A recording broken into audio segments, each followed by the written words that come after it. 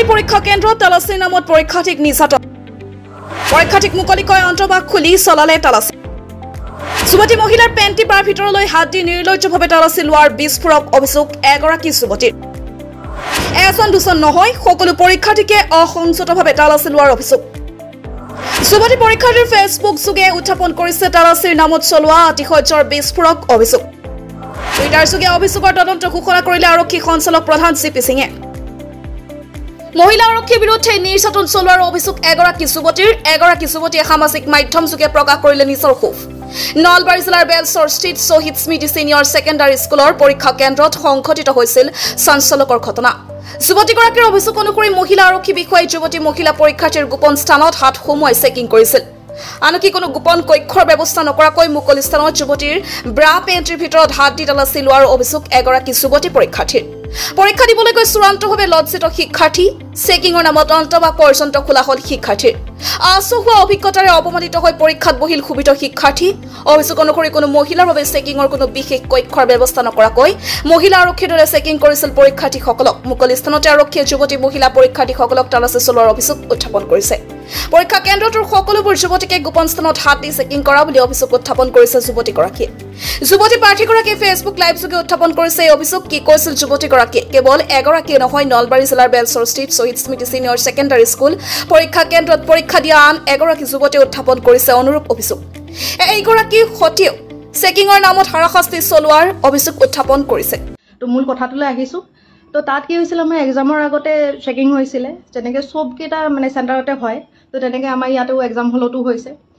তো তাত তেওঁলোকে কি কৰিলে যেতিয়া ছোৱালীবিলাক মাতি আছে 6-7টাকৈ ছোৱালী ভিতৰলৈ যাবলৈ দি আছে আৰু লেফ্ট ছাইডে তেওঁলোকে কি কৰিছে চেকিঙৰ ব্যৱস্থা কৰিছে তাতে দুগৰাকী মহিলা আছে তেখেতসকলে আমাক চেকিং কৰিছে তো সেইটোলৈকে ঠিকে আছে চবতে চেকিং হয় আমাৰ ইয়াতো হৈছে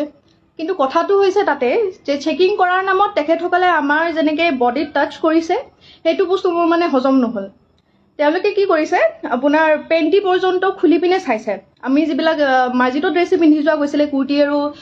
লেগিংছে পিন্ধি যোৱা গৈছিলে তো লেগিংছৰ ভিতৰত তেওঁলোকে হাত ভৰাই চাইছে পেণ্টিৰ ভিতৰত হাত ভৰাই চাইছে মই নাজানো কি বিচাৰি আছিলে তাতে তেওঁলোকে কি বিচাৰি পাব বুলি ভাবিছিলে তেনেকৈ মই বুলি নহয় তাতে বহুতগৰাকী যিমানগৰাকী তাতে পৰিছে মহিলা গোটেইকেইজনীয়ে চাইছে যোনে মেখেলা চাদৰ পিন্ধি গৈছে তেওঁলোকৰ মেখেলা দাঙি পেটিকোট দাঙি পৰ্যন্ত চাইছে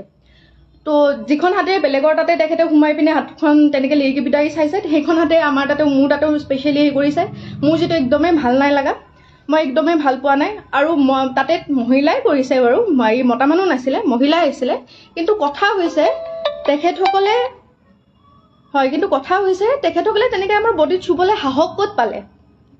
আৰু এক নম্বৰ কথা তেখেতসকলেতো তাতে পৰ্দা এখন থাকিব লাগিছিলে কোনো ধৰণৰ পৰ্দাৰ ব্যৱস্থা নাই মোক যেতিয়া চেক কৰি আছে যেতিয়া তেওঁলোকে মানে হাত ভৰাই চাই আছে মোক কুৰ্তিটো উল্টাকৈ দিছে তাৰপিছত পেণ্টিৰ ভিতৰত হাত ভৰাই দিছে তেতিয়া বাকীকেইজনে যিকেইজনে ৰৈ আছিলে লাইনত তেওঁলোকে দেখি আছে তেওঁলোকে চাই আছে তেওঁলোকৰো মানে স্পেচনি লাগিছে মোৰো শান্তি লাগিছে মই কৈয়ে পালোঁ যে এনেকৈ নাচাব আপুনি ভালকৈ চাওক মই আপোনাক কোঅপাৰেট কৰিম নহয় তো তেনেকৈ কৈ পালোঁ তো তেখেতে তথাপিও আমাৰ কথা শুনা নাই খালি হাত চাত চব ভৰাই দিছে পেণ্টি পৰ্যন্ত হাত সোমাইছে তো তেনেকৈ তেখেতে মানে আমাৰ চেকিং কৰিছে তাৰ পৰা আমি ওলাই আহিলোঁ মই ভাবিলোঁ চাগে আমাৰ কেইটাৰ লগতে এনেকুৱা হৈছে নেকি কিন্তু যেতিয়া আমি হলটো পালোঁ পৰীক্ষা য'ত দিম তাৰ সন্মুখত যেতিয়া ৰোৱাৰ পিছত গম পালোঁ চবৰে একেই দশা তাতে মোতকৈ সৰু ছোৱালীও আছিলে ডাঙৰো আছিলে চবেই একে কথাই কৈ আছে যে মানে হাতখন সোমাই দিছে সেইখনতে বেলেগৰ হাততো সোমাইছে এইবিলাক আনহাইজেনিকটো কথা হয় আৰু এইবিলাক একো মানে হেৰি কথা নহয় ন যে তেখেতসকলে আমাৰ বডিত এনেকৈ চুব বিনা কাপোৰে মই লগালগ মানে পৰীক্ষা যেতিয়া খতম হৈছে মোৰ লগৰকেইজনীকো ফোন কৰিছোঁ যে তহঁতৰ চেণ্টাৰতো এনেকুৱা টাইপৰ কিবা হৈছে নেকি যে সিহঁতে ক'লে যে সিহঁতৰ চেণ্টাৰত এনেকুৱা একো হোৱা নাই কাপোৰৰ ওপৰে তেওঁলোকে হেৰি কৰিছে চেক কৰিছে যেনেকৈ সাধাৰণতে চেক কৰে আৰু আমিও আগে পিছে এনেকুৱা চেকিং দেখা নাই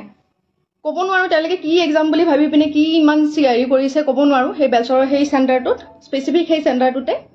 যিমানখিনি আহিছিলে চবকে তেনেকুৱা কৰিছে তো মোৰ লগৰ কেইজনে সুধোতেও কৈছে যে নাই নৰ্মেল কৰিছে আমিও ইমান এক্সাম দিছোঁ আজিলৈকে কিন্তু কোনো এক্সামতে তেনেকুৱা ধৰণৰ চেকিং আমি পায়ে পোৱা নাছিলোঁ তো এইবিলাক যিবিলাক কৰি আছে সেইবিলাকে আমাক মানসিক অশান্তি অলপ টাইমৰ কাৰণে হ'লেও আমাক আনকমফৰ্টেবল ফিল কৰাইছে সেইবিলাকৰ বস্তুটো আমি প্ৰথম ইজি হ'ব পৰা নাই ন এইবিলাক বস্তুৰ পৰা তো মোৰ মানে কথা হৈছে এটাই যে চেকিঙৰ নামত এইবিলাক যিবিলাক অভদ্ৰামী কৰিছে তেখেতসকলে আমিতো মানি ল'ব পৰা নাই কথাটো তেনেকুৱা নহয় ন তো তেনেকুৱাকৈ মই যেনেকৈ আজি কৈছোঁ বস্তুটো মই এনেকৈ লাইভ আহি পোৱাই নাছিলোঁ, কিন্তু মই ভাবিলোঁ কি চাগে বহুতৰে তেনেকুৱা হৈছে। তো মানে তেখেতসকলেও হয়তো লাহে ধীৰে ক'ব, সময় হয়তো পোৱা নাই। কিছুমানে হয়তো কৰিও আছে পোষ্ট, মোৰ লগৰ কেইজনমানে কৰিছে, এইটো সহজভাৱে কোনেও ল'ব পৰা নাই। তো মই অসম চৰকাৰক এটাই অনুৰোধ কৰিম যে এনেকুৱা ধৰণৰ মানে তেখেতসকলে চব জানে, তাৰ মাজতো ইমান মানে অসভ্যালি কৰিছে, এনেকুৱা যাতে নহয় নেক্সট টাইমৰ পৰা। এক্সাম দিবলৈ গৈ মানে এইবিলাকৰ সন্মুখীন হ'লে আমাৰ মেণ্টেল ষ্টেটটো মানে ঠিক হৈ নাথাকে। তেনেকৈ এক্সাম দিব নোৱাৰি। তো কাইণ্ডলি এইবিলাকৰ ওপৰত চকু দিব। আপোনাৰ যিখিনি পালি পহৰীয়া আছে, মাননীয় মুখ্যমন্ত্ৰী ডাঙৰীয়া, তেখেতে যাতে এইবিলাকত নজৰ দিয়ে, লগতে এইবিলাকৰ এনেকুৱা ধৰণৰ চিটুৱেশ্যনৰ যাতে আমি সন্মুখীন হ'ব লগা নহয় ইন ফিউচাৰ। এইবিলাক একদম ভাল কথা নহয়। তেনেকৈ আমাৰ গাত চুবলৈ, আমি যেনেকৈ ল'ৰা কোনোবাই চুলে হেৰি কৰিলে, আমি কোনোবাই চালে বেয়াকৈ আমি বেয়া বুলি কওঁ, আমি গালি পাৰোঁ বা কিবা কৰোঁ। তেখেতে যেতিয়া এনেকৈ মানে টানি নিয়া টাইপতে নিছে, হাত তাত ভৰাই পিনে চাইছে, ছেইম হাতখনে আকৌ বেলেগৰ তাতে সোমাই পিনে চাইছে, বিচাৰি কি আছিলে তাৰমানে তেখেতে? তেনেকৈ চেকিং কৰাই নেকি? আপোনালোকে নিজে কওকচোন। এটা সাংঘাতিক মানে অভিজ্ঞতা এটা হৈছে এডিআৰই দিবলৈ গৈ পিনে। এনেকুৱা জানিলে মই জীৱনতো নগ'লোঁ হয়। আনকি যিকেইজনী মই পাইছোঁ তাতেও, যিখিনিয়ে মানে তেনেকুৱা ধৰণৰ হেৰি পাইছে, তেওঁলোকেও কৈ আছে যে ফাৰ্ষ্ট টাইম এনেকুৱা এক্সাম দি আছোঁ য'ত নেকি তেওঁলোকে এনেকৈ বিহেভ কৰিছে, এনেকৈ টাচ কৰিছে আমাৰ। ইভেন আপোনালোকক মই কিছুমান কথা ক'ব নোৱাৰিম, যিসকল মানে ভুক্তভোগী আছে তেখেতসকলে ভালকৈ গম পাইছে কি হৈছে কি নাই হোৱা, বা সেইখিনি টাইমত আমাৰ মেণ্টেল ষ্টেটটো কেনেকুৱা হৈ আছিলে। আপোনালোকে নিজে ভাবি চাওকচোন। কুৰ্তি পিন্ধি গৈছোঁ, এনেকৈ আমি লেগিংছ পিন্ধি গৈছোঁ, লেগিংছৰ ভিতৰত চাইছে আপোনাৰ পেণ্টিত হাত ভৰাই পিনে চাইছে, মহিলাগৰাকীৰ মানে যিবিলাকে মেখেলা চাদৰ পিন্ধিছে, মেখেলা দাঙি পেটিকোট দাঙি এনেকৈ হাত ভৰাই চাইছে, ব্ৰাৰ ভিতৰত হাত ভৰাই দিছে, এনেকৈ চেকিং কৰিছে তেখেতে। আৰু য'ত নেকি কোনো ধৰণৰ পৰ্দা নাই, ঘৰ আছে দুটামান, ইফাল চাইডে ছোৱালীবিলাক ৰৈ আছে, আৰু মানে পৰ্দা চৰ্দা নোহোৱাকৈ সেইবিলাকৰ আগতে তেনেকৈ কৰি আছে। তো মাননীয় মুখ্যমন্ত্ৰী ডাঙৰীয়া এইটোত মানে অকণ চকু দিব বুলি নহয়, এনেকুৱা যাতে নহয় আগলৈকে। কাৰণ আমি এটা মাইণ্ডছেটত যাওঁতো, এক্সাম এটা দিবলৈ গৈ আছোঁ, আজি অত দিনৰ কষ্ট মানে কৰি পিনে গৈ আছোঁ, গৈ পিনে এনেকুৱা এটা পৰিস্থিতিৰ সন্মুখীন হ'লে ভাল নালাগে। তেনেকৈ আমি এক্সাম এটা হেৰি কৰিব নোৱাৰোঁ। এইখিনিয়ে ক'ব লগা আছিলে। মনত মানে খং, লাজ লাগিছে, আচলতে বিৰাটেই লাজ পাইছোঁ।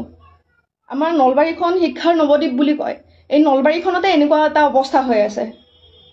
তো বিৰাটেই লাজ পাইছোঁ। এইটোত যাতে তেখেতসকলে কিবা এটা একশ্যন লয়, ইন ফিউচাৰ যাতে এক্সামবিলাক আৰু আকৌ আহি আছে এক্সাম, তেনেকুৱা যাতে পৰিস্থিতি নহয়, যিকোনো চেণ্টাৰতে হওক। সেইখিনিয়ে আৰু।